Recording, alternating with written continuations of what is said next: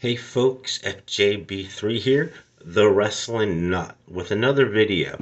Now this one is about why does the WWE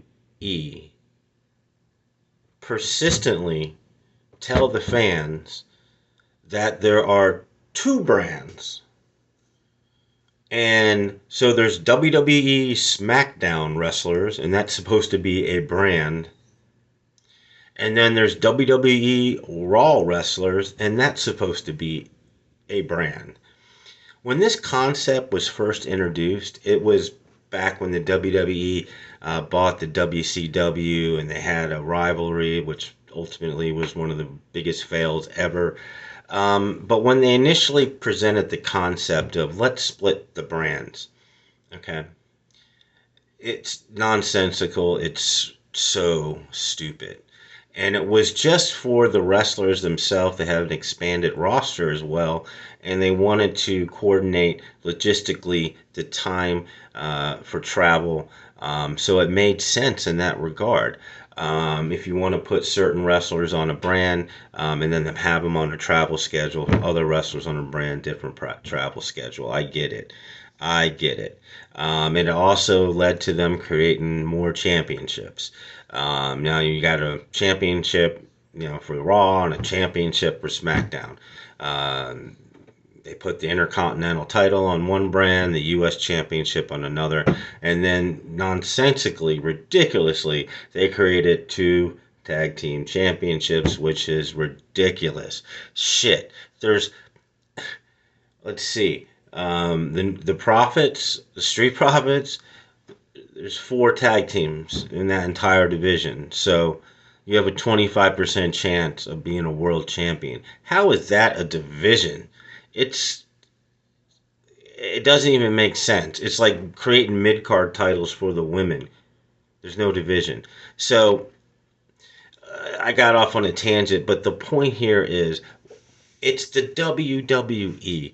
They're superstars. We understand that, one superstar and the other superstar only appear on one show for the most part. But you know, if feuds happen, you don't write for specific shows all the time. You write for talent. You know how handcuffed you are if you are putting people on one brand and putting other people on one brand, and now you're basically eliminating half the feuds that you could have because you don't want crossovers. I mean, it is. Once they did that, WWE really handcuffed themselves because it's one brand. It's the WWE. You should write creatively for every talent, regardless of what logistically, station show that they're on. But they stick to that. Then, I'm so glad they don't have Survivor Series where it's brand versus brand. None of that makes sense. They need to get rid of, they need to have a unified tag team champion, have them float from show to show. The U.S. champion, the Intercontinental champion is fine. I almost, fine for two world champions, on the shows. That's fine, but stop with the branding. Stop with the drafting, because you create this situation. You try to be like the NFL, and you're drafting, and and this person goes to that brand and that faction, and then they create like, well, a faction could be split up or a tag team could be split up. No. Buddy, as far as wrestling nuts like me, nobody cares. Nobody cares. Just stick to writing for the WWE and developing the best feuds, the best stories. Stop with SmackDown and stop with Raw superstars. They're WWE superstars. And please eliminate one of the tag team championships.